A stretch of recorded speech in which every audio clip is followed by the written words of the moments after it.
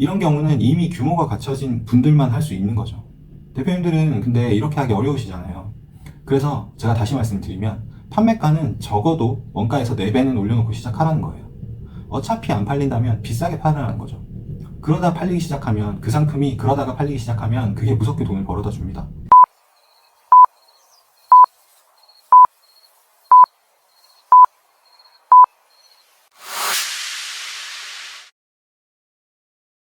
안녕하세요. 차장에서 사장으로 차투사입니다. 오늘은 지난 시간에 이어서 판매 가격은 어떻게 정하는지를 한번 말씀드려보려고 합니다. 지난 시간에 말씀드렸던 원가 구하는 방법들은 다들 한 번씩 해보셨죠? 상품 판매가, 광고비, 광고 로아스, 순이익 같은 거는 원가부터 명확하지 못하면 다른 금액들은 전부 다 명확하지 못한 거니까 꼭 원가부터 파악하고 따라오세요. 지금부터 판매 가격을 정하는 법에 대해서 알려드릴게요. 판매가는요, 원가에다가 곱하기 4배 하세요. 여기서 황당해 하실 분들 많으실 텐데, 첫 번째 황당함은 아마 이걸 거예요. 저 무슨 사기꾼 놈을 봤나? 대체 얼마나 떼먹는 거냐? 뭐 이런 식으로 생각하실 수 있겠죠. 그런데 계속 들어보시면 이해가 되실 거예요. 그런 의미에서 이쯤에서 좋아요랑 구독 한번 부탁드려 보겠습니다. 두 번째 황당함은 아마 이거일 거예요. 아니, 앞에서 원가 설명할 때는 대충 하지 말라면서 원가 곱하기 250 이런 거는 망하는 지름길이라고 하지 않았나 라고 말이죠. 맞아요. 저는 대충 하는 스타일이 절대 아닙니다. 원가 곱하기 4배는요, 그림으로 따지면 스케치 단계예요. 일단 거기서부터 판매가를 최종적으로 결정하기 위한 기초 금액을 세팅해야 한다는 말씀을 드린 거예요. 사실 조금이라도 이 업을 해보신 분들은 아시겠지만 조금만 해보시면요, 적어도 저 상품 원가가 얼마겠구나 하는 게 보이기 시작할 거예요. 내가 1688에서 봤던 상품일 수도 있고 셀러 생활을 한 세월이 데이터처럼 쌓여가지고 그냥 알아질 수도 있죠. 그런데 그 원가의 2배도 안 하고 판매하는 셀러들을 간혹 보게 돼요. 그럴 때마다 저는 그 스토어에 한 번씩 들어가 보는데요, 99%가 초보 셀러예요. 가격을 책정할 줄도 모르고 그저 싸게만 팔아보려고 하는 거죠. 이게 아니면 이미 망해서 재고라도 떨어보자는 심정으로 싸게 처분하는 경우가 대부분입니다. 그런데 이렇게 팔면 그 재고가 떨어지냐? 그것도 아니에요. 싸게 팔아도 안 팔립니다. 그러면 대표님들께 여기서 질문 하나 드려볼게요. 싸게 팔아도 안 팔리고 비싸게 팔아도 안 팔린다면요, 어떻게 파는 게 이득일까요? 정답은 비싸게 파는 겁니다. 그러면 다시 한번 질문을 드릴게요. 싸게 팔면 팔리고 비싸게 팔면 안 팔린다면요? 그러면 싸게 파는 거예요. 너무 당연하죠. 그런데 이런 경우는 앞서 말씀드린 99% 초보가 아닌 1%의 고수들이 하는 영역이에요. 이 고수들은요, 이미 원가든 판매가든 여러분이 생각할 수 있는 그런 단계를 넘어선 분들이에요. 잠시나마 지식을 확장을 시켜 드릴게요. 제 지인이 이런 분인데요, 그분은 제가 중국에서 수입하는 원가의 절반도 안 되는 가격의 물건을 가져옵니다. 그것도 중국이 아니라 한국에서요. 어떻게 할까요? 이분은요, 망한 스토어 물건을 수거하러 다니세요. 또 다른 방법 하나 소개시켜 드려 볼게요. 다른 지인분 또 이런 분이 있으세요. 수입 원가는 저랑 같은데요, 그분은 이미 월 택배 수량이 2만 건도 넘어요. 이런 분들은 택배비 한 건에 1,800원 이렇게 보내거든요.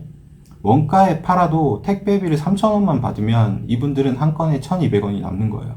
그러면 우리가 소위 얘기하는 그 택배비 백마진만 해도 한 달에 2,400만 원이 돼요. 2만 건 기준으로. 이 2,400만 원의 백마진에다가요, 추가로 판매가를 원가의 1.5배만 한다고 해도 그 벌이가 어마어마한 거예요.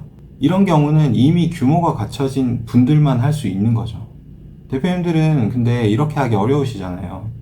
그래서 제가 다시 말씀드리면 판매가는 적어도 원가에서 4배는 올려놓고 시작하라는 거예요. 어차피 안 팔린다면 비싸게 팔으라는 거죠. 그러다 팔리기 시작하면 그 상품이 그러다가 팔리기 시작하면 그게 무섭게 돈을 벌어다 줍니다. 이제 여기까지 판매가의 밑그림을 그렸으면요, 색칠을 한번 해봅시다. 판매가는 크게 원가, 판관비라고 하는 운영비, 그리고 마진, 이렇게 3가지로 구성이 돼요. 원가 부분은 이미 앞서 유튜브에 설명을 드렸고, 마진은 판관비가 정해지면, 운영비가 정해지면 따라 나오는 금액이니까 따로 설명을 드리지는 않겠습니다. 그럼 이 마지막 남은 판관비, 이건 어떻게 정해지느냐? 이쪽 위에다가 제가 띄워놓은 이 그림에서 보듯이요, 판관비는 온갖 잡비가 다 포함된 금액입니다. 박스든 OPP 백이든 폴리백이든 포장비가 들 거고요, 스티커를 붙이는 대표님들도 있으시고, 손편지를 출력해서 넣는 대표님들도 있으시고, 사탕을 보내는 대표님들도 있으시고, 이런 것들도 결국에는 다 포장비의 일종이라고 생각을 해주시면 될 것 같아요. 그리고 여기에서 끝이 나는 게 아니잖아요. 또 택배를 보내야 돼요. 택배를 보내야 하니까 택배비도 당연히 들 거고요. 그리고 보통은 플랫폼에서 판매를 하실 거니까 플랫폼 이용 수수료도 내야 해요. 그리고 이게 끝이 아니란 말이죠. 이 노출이라는 부분은 인터넷 쇼핑몰에서는 생명이나 다름없다 보니까 CPC든 CPM이든 광고비가 또 들어갑니다. 그리고 이것만 하면 다른 판매자분들한테 밀려요. 그래서 카페 바이럴, 인스타 협찬, 블로그 작업 등등 다양한 마케팅 비용이 또 들어갑니다. 그리고 여기서부터는 고정비에 가까운 인건비. 이게 인건비가 대표님들 본인 인건비를 책정을 보통 안 하세요. 참 이게 대표님들도 일을 하셨으니까 당연히 돈을 챙겨 가셔야 합니다. 그래서 꼭 인건비에는 본인 인건비까지 녹여서 책정을 해 주셔야 합니다. 당연히 알바 직원 인건비는 말할 것도 없고요. 그리고 이건 또 따로 계산하시는 분들이 있는데 통신비, 사무실 임대료, 사무실 관리비도 누가 내주는 게 아니에요. 집에서 하신다고 해도 그 공간이 공짜인 게 절대 아닙니다. 1인 기업이고 자영업자라 하더라도 미리미리 다 계산에 녹여 보셔야 해요. 그래야 사무실 나중에 구할 때도 스무스하게 구해서 나갈 수가 있는 거예요. 집에서 사무실로 스무스하게 나갈 수 있는 거예요. 자, 이쯤에서 이해가 쉽게 구체적인 금액을 기준으로 예시를 한번 들어볼게요. 원가 5,000원짜리 상품을 판매한다고 해볼게요. 그러면 판매가는 2만원에서 시작을 합니다. 우선 플랫폼 이용료를 여기서 빼볼게요. 여기 2만원에서 보통 5%에서 20% 정도 하죠. 네이버 기준 5%, 버티컬 커머스 기준 20% 정도는 할 거예요. 그러면 계산하기 편하게 15%만 판매 플랫폼의 수수료라고 생각하고 진행을 해보겠습니다. 2만원에 15%인 3,000원이 사라집니다. 2만원이었던 가격이 17,000원이 돼요. 이제 포장비를 빼볼게요. 포장비는 보통 4,500원 정도 들겠죠? 그러면 17,000원이 다시 16,500원이 됩니다. 여기서 택배를 발송을 해야 되니까 택배비를 빼볼게요. 요즘에 초보 대표님들이 택배사랑 계약을 하면 3,500원 정도의 계약을 하시더라고요. 3,500원을 뺍니다. 그러면 16,500원이 13,000원이 됐습니다. 여기서 원가를 빼볼게요. 아까 원가 5,000원을 빼면 8,000원이 남네요. 이게 2만원에서 시작해서 제가 가질 수 있는 1차 마진입니다. 그냥 이 상품 하나 팔리면 8,000원이 1차적으로 남는 거예요. 그러면 이제 이 8,000원으로 광고도 하고 마케팅도 하고 인건비도 주고 통신비도 내고 사무실비도 내고 사무실 관리비도 내야 합니다. 여기서 제일 먼저 빼볼 건 광고비인데요. 2만원짜리 상품을 팔아서 8,000원이 남는다는 건 광고비 8,000원으로 2만원짜리 상품 하나를 팔아야 본전이라도 간다는 겁니다. 방금 말씀드린 이 내용이 엔드로와스라는 개념이에요. 그래서 2만원 나누기 8,000원을 하면 엔드로와스가 250%가 나옵니다. 광고를 하고 적어도 광고 효율이 250%는 돼야 본전이라는 거예요. 그런데 이게 사실은 틀렸습니다.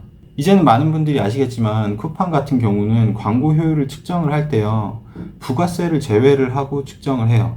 그리고 광고로 구매한 다음에 그 고객이 그 구매권을 취소를 했다고 해도요, 광고 효율 측정에서는 그 부분이 고려가 안 됩니다. 그래서 쿠팡 기준으로만 말씀을 드리자면 사실은 저 상품의 엔드로와스는 250%가 아니라요, 270, 300%까지도 올라가게 돼요. 방금 말씀드렸던 그 이유들 때문에요. 그런데 사실은 아직 여기서 더 빼야 될 게 남아있잖아요. 아까 말씀드렸던 인건비, 사무실비, 통신비, 사무실 관리비 같은 이런 고정 비용들은 아직도 빠지지 않고 남아있는 상태예요. 상품이 몇 개나 팔리냐, 어떻게 관리하느냐에 따라서 이 비용들은 상품이 팔린 개수 기준으로 n분의 1이 돼서 빼야 할 금액이 천차만별이 되겠지만요. 아무튼 이 금액들도 결국에는 다 빼야 되는 금액들입니다. 그렇게 다 빼고 나면요, 아마 엔드로와스는 아까 말씀드렸던 250%에서 다시 말씀드렸던 300%대에서 한 번 더 조정을 겪어 330%대까지는 올라가 있을 겁니다. 이 모든 거를 다 빼고 남는 금액이 대표님의 최종 마진, 즉 순이익인 거예요. 자, 여기까지 잘 이해하셨다면 질문입니다. 대표님들의 상품의 광고 효율은 300%는 적어도 넘기고 있으신 거죠? 아니라면요, 그야말로 아무것도 남지 않은 채로 내 몸만 축나고 있을 가능성이 높습니다. 또는 내 몸도 축나는데 내 돈까지 써가면서 고객들한테 공짜로 물건 발송해주고 있을 거예요. 자, 다시 처음으로 돌아가서 이게 지금 제가 원가의 400%, 그러니까 4배를 곱했을 때 일어나는 우리의 현실을 말씀을 드린 거예요. 그러면 또 여기서 질문이에요. 아까 처음 말씀드렸던 원가 곱하기 4배라는 그 숫자가 아직도 사기꾼 같은 숫자, 또는 고객에게 몹쓸 짓을 하는 것 같이 느껴지는 그런 숫자로 생각이 되시나요? 너무 절망만 드렸을 것 같아가지고 희망을 조금 섞어서 마지막 내용을 말씀드려보려고 합니다. 위에서 예시를 드렸던 내용들은요, 소위 말하는 저가녀 상품이라고 불리는 가격 고민 없이 그냥 사는 만만한 제품들입니다. 그리고 제가 뉴 로켓크로스에서 수수료 얘기를 잠깐 하면서 잠시 보여드렸던 그 쿠팡이 원하는 가격대 상품, 그 상품의 예시를 든 거예요. 이 예시를 든 이유는 대부분의 대표님들의 상품은 여기에 속할 거기 때문입니다. 이 구간은 쿠팡 입장에서는 누가 뭘 어떻게 팔아도 상관없기도 한 구간이고요. 그러다 보니까 쿠팡 입장에서는 누구든 잘 팔아라 이런 관점에서 접근을 하고, 판매자들 입장에서는 결국에는 서로 치열하게 싸우다가 둘 다 죽어가는 구간이기도 해요. 그래서 조금만 더 다른 곳으로 눈을 돌려보시는 걸 추천을 드려봅니다. 다른 상품 가격대, 다른 디자인, 다른 옵션 구성, 다른 상품군, 이런 식으로요. 이런 곳에서는 앞서 제가 말씀드린 저런 비정한 공식이 통하지 않는 지역이 분명히 있어요. 그런데 그 지역을 찾기라는 건 정말 어려워요. 그래도 찾아보세요. 이거는 누구도 알려드리지 못한 영역이기도 하고 본인이 스스로 깨져가면서 찾아가야 되는 영역입니다. 그리고 또 한 가지는 원가에서부터 판매가까지 제가 짚어드렸던 항목들은요, 모두 다 비용의 영역이고요. 얘들이 늘어나면 마진이 줄어드는 구간입니다. 반대로 말하면 얘들을 줄이면 마진이 늘어난다는 얘기예요. 그리고 이 모든 영역들은요, 전부 다 줄일 방법이 있습니다. 어떻게 줄일지 한번 고민을 해보세요. 자, 오늘은 여기까지 하겠습니다. 다음에는 쿠팡 본사에 갔던 얘기 한번 해드릴게요. 마지막으로 구독, 좋아요 한 번 더 요청드리고요. 지금까지 시청해주셔서 감사합니다.